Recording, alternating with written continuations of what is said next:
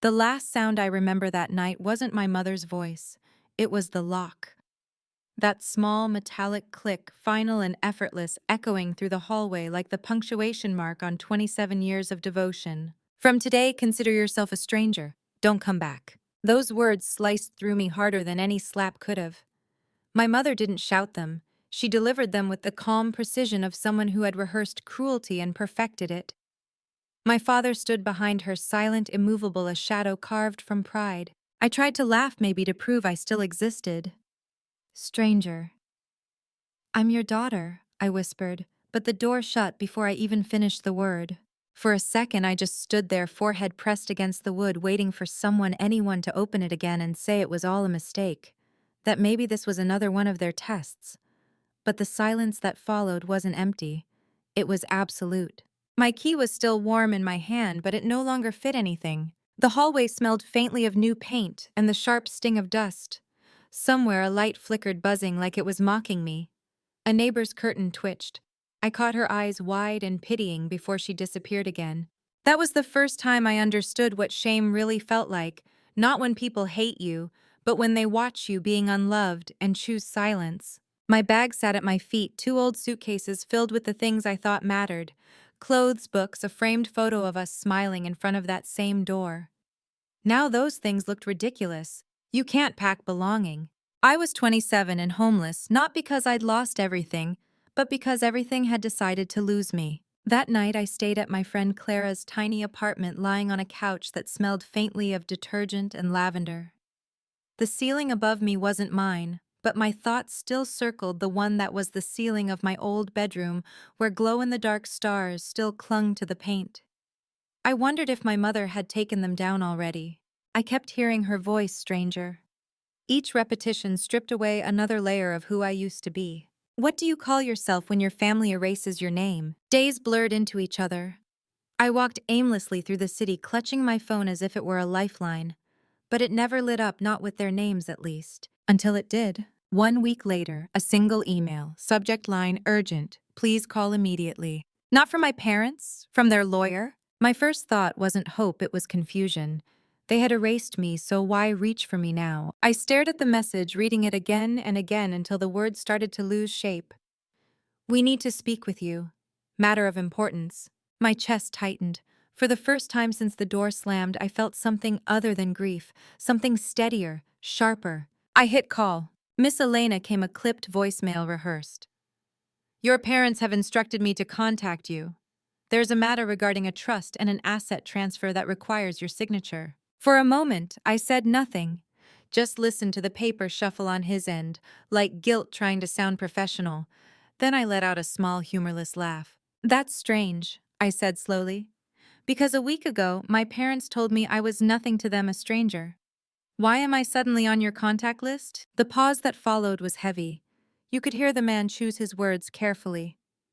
Legally, your name is still on file, he said at last. It's complicated. I closed my eyes. Complicated, that word. My mother loved the word she used when she didn't want to say wrong. Tell my parents, I whispered, that strangers don't sign papers. And I hung up. Almost instantly, my phone buzzed again, then again. Unknown numbers, then one labeled Mom, then Dad. The same people who wouldn't look at me while slamming a door were now begging to hear my voice. For the first time in years, I didn't pick up. That night I lay awake again, but this time it wasn't sorrow that kept me up. It was realization. Maybe revenge didn't always come screaming. Maybe sometimes it came disguised as silence. The next morning, sunlight pushed through thin curtains, weak, apologetic. My phone blinked with new messages. Please respond. We need your cooperation. Elena, this is urgent. They didn't call me daughter anymore. Just Elena. A transaction, not a person. I opened the email, curiosity prickling through the hurt. Documents. Dozens of pages stamped and notarized.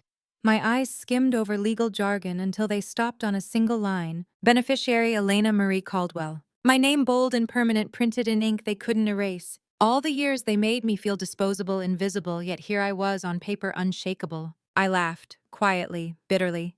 They had thrown me away, but somewhere in their empire of property and pride, my name had been woven into the foundation. I was the key they didn't realize they still needed. I didn't reply, not yet.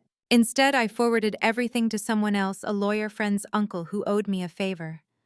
Within an hour, he called. Elena, he said, his tone suddenly alert. This isn't just urgent, it's leverage. That word rolled through me like thunder. Leverage. For years, they had the leverage, emotional, financial, psychological. They could wound me with a look, silence me with a sigh. But now the weight had shifted. I didn't cry that night. I didn't even smile.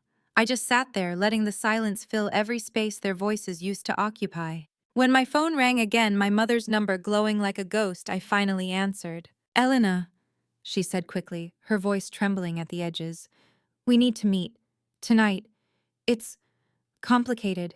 I let the silence breathe between us. I'm busy, I said finally. Strangers don't rearrange their schedules for people who don't want them. Then I hung up. And for the first time, the click of a phone felt like justice. That week stretched out slow and electric. The roles had reversed. They were the ones chasing, calling, begging. My phone, once a leash, had become a stage.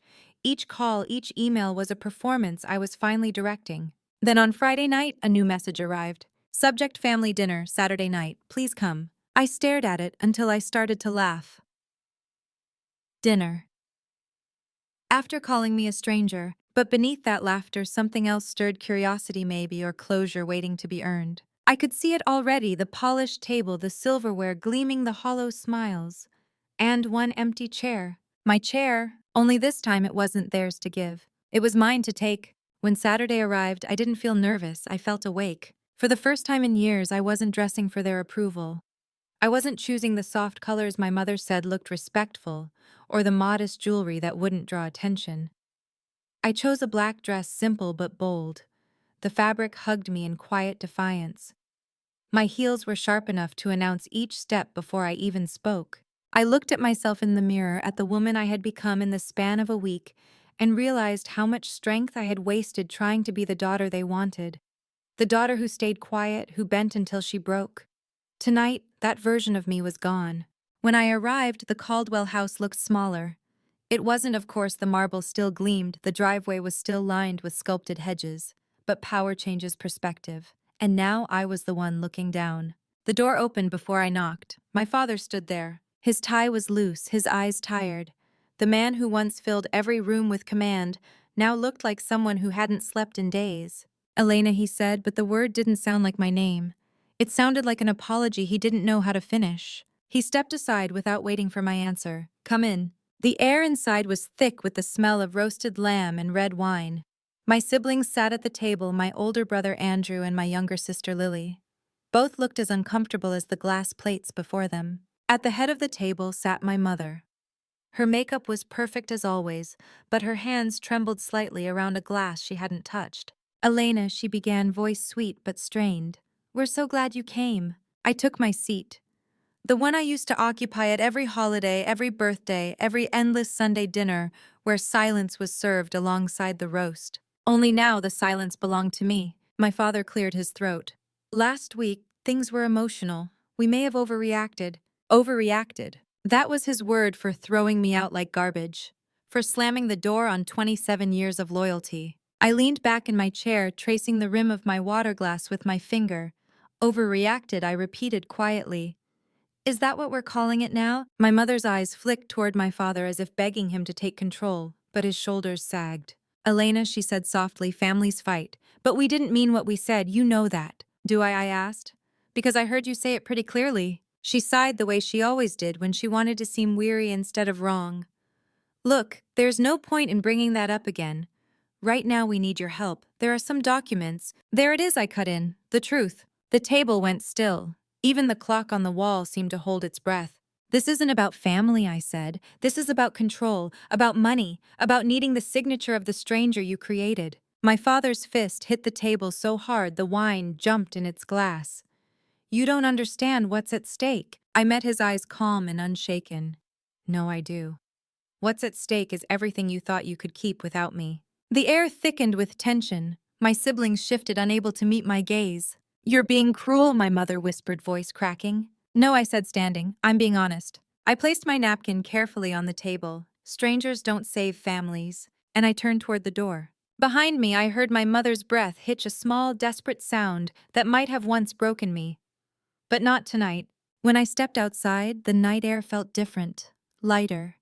That house, that perfect house I once thought was my world, now looked like a gilded cage. They had built it out of pride and manipulation, and now they were the ones trapped inside it. The next morning, my phone buzzed nonstop. Emails, missed calls, even voicemails. The subject screamed, "Please reconsider. The estate is at risk. We'll explain everything if you just come back." I didn't reply. I just forwarded everything to my lawyer. He called me that afternoon. "Elena," he said, calm but deliberate. "Your parents are in deeper trouble than they're admitting. There's a trust fund tied directly to you. Without your consent, they lose access. That's why they're desperate." "So the daughter they disowned is the daughter holding their empire together," I said quietly. "Exactly, you're the foundation." I hung up and sat for a long time watching the city outside my window. Cars passed, people laughed on the sidewalks. Life kept moving, and for the first time I didn't feel like I was falling behind. Later that evening, my phone rang again. My father's name flashed across the screen. I answered not out of curiosity but to hear what defeat sounded like. "If you don't sign, we could lose everything," he said, his voice raw. "Do you understand? Everything we've built gone." I closed my eyes, remembering every time he'd said I was worthless, every time he'd made me feel like I didn't belong. "You built it without me," I said softly. "Now you can live without me too." The silence that followed was long and heavy. Then the line went dead. That night, I realized something profound: revenge didn't need noise. It didn't need shouting or destruction. Sometimes the quiet is louder. Sometimes silence is the weapon that cuts deepest. By Monday, whispers had already begun spreading through town.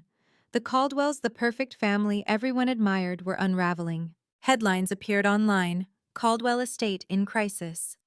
Family Trust. Frozen pending beneficiary consent." The neighbors who once envied them were now watching the spectacle with hungry eyes. The gossip dripped like honey, sweet and poisonous. By Wednesday, even my brother couldn't take it anymore. He found me outside a cafe downtown. "Elena," he said, breathless, "please. You don't understand. Dad hasn't slept in days. Mom barely eats. They're falling apart." I took a sip of my coffee, calm and unhurried. "Did they think about me when they locked me out? When they called me a stranger?" He opened his mouth, but no words came, because he knew the answer. That night, my lawyer called again. "They've tried everything," he said. "Emergency motions, loopholes, pressure on the board. Nothing works. Without your consent, they're finished." I didn't celebrate. I didn't laugh. I just walked. Past the same street that led to our house, past the same gate that once felt impossible to cross. The windows glowed faintly behind the curtains, but the light looked dim. Trapped. For the first time, I didn't see a home. I saw a cage filled with two people desperate for the freedom they had stolen from me. I stood there for a long time that night, watching the faint golden light seep from behind those heavy curtains. The same windows that once glowed with family dinners, laughter, and false warmth now looked haunted, like the house itself was ashamed of what it had become. It was strange to feel no hatred, only clarity. I thought of the 16-year-old version of myself kneeling on that cold kitchen floor, tears pooling as my father's voice echoed in my head. "You'll never amount to anything." My mother had stood nearby, her back turned, scrubbing the same counter I had just cooked dinner on. I had begged her with my eyes to say something to defend me, but she didn't. She just kept wiping, pretending the silence wasn't killing me. That was love in our house, conditional, transactional, quiet. So I walked away from the gate, not out of fear, but freedom. The night air tasted like release. For the first time, I was breathing without permission. The next morning, my phone was already vibrating by the time I opened my eyes. News alerts, emails, missed calls. The top headline hit me like a soft exhale of justice. "Caldwell assets seized pending investigation." The article was brutally factual: financial discrepancies, frozen accounts, a trust suspended until beneficiary authorization, my authorization. Dozens of calls followed. Blocked numbers, lawyers, even my mother's friend, Mrs. Hollis, the same woman who once told me I should be more grateful to have such accomplished parents. Now she was whispering, "Sweetheart, your mother is beside herself. She's well, she's not doing well. Maybe you should talk to her." I thanked her politely and hung up. It wasn't cruelty, it was closure. By the end of that week, they had lost everything that made them powerful. Their names were still spoken at country clubs, but not with admiration, only curiosity. The perfect Caldwells had become a scandal. When the court date finally arrived, the sky was overcast, heavy clouds pressing down, like the universe itself was holding its breath. I walked into that courthouse with my lawyer beside me, each step deliberate. The floor beneath my heels echoed in a rhythm I'll never forget, steady, unwavering, alive. And then I saw them. My parents sat at the front across the aisle, their bodies folded in on themselves. My father's hands were clasped tightly, knuckles white. My mother's eyes darted around the room, looking for a lifeline that wasn't coming. Once upon a time they were giants, now they were small. The judge's voice filled the courtroom, measured, indifferent. Without the beneficiary's consent, he said the Caldwell Family Trust remains frozen. Assets will be redistributed under state oversight. Each word fell like a verdict carved in stone. My father's shoulders slumped forward. My mother's lips trembled, forming prayers that couldn't find their way out. I didn't smile, I didn't gloat, there was nothing to celebrate. It was simply the truth arriving, slow, heavy, undeniable. When the session ended, they turned toward me. "Elena," my mother whispered, standing on unsteady legs, "please, help us. We're family." That word family hit me like a ghost. Family when they locked me out. Family when they erased my name. Family when they called me a stranger. And now suddenly family meant rescue. I stepped closer enough for her to see that I wasn't angry, just finished. "Family," I said quietly, "shows up when you're broken. Family doesn't lock you outside with a useless key in your hand. You taught me what family isn't. And today I finally learned what it is, me choosing myself." Her hand trembled, suspended in the air, waiting for mine. I didn't take it. Instead, I turned toward the exit. My heels struck the marble floor in steady rhythm, each step sealing the past behind me. Outside, sunlight spilled across the courthouse steps. It was warm, the kind of warmth I hadn't felt in years. For a long time, I just stood there, letting it soak into my skin. The wind lifted my hair, carrying away the last fragments of the girl who used to wait for permission to exist. That day wasn't about victory. It was about release. I didn't need their apology or their approval. I didn't need to be invited back. Because what I'd found was bigger than forgiveness, it was freedom. I walked to the park nearby where the air smelled faintly of rain and grass. I sat on a bench, watching children chase pigeons, their laughter filling the space my memories once occupied.